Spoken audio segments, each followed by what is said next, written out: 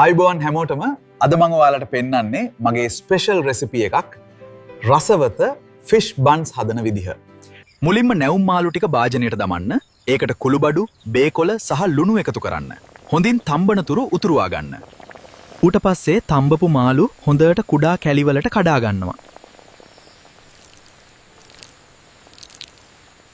දැන් අපි ලූණු, අමු මිරිස්, අල එක්ක රසවත් ෆිල්ලිං එකක් හදා ගන්නවා. දැන් මම පිටි වලින් සොෆ්ට් ඩෝ එකක් හදාගෙන හොඳට නීට් කරලා ස්මූත් කරගන්නවා. දැන් මම මේ පිටිගුලිය තැලිලා මැදට ස්පයිසි ෆිෂ් කරි ෆිලිං එක දානවා.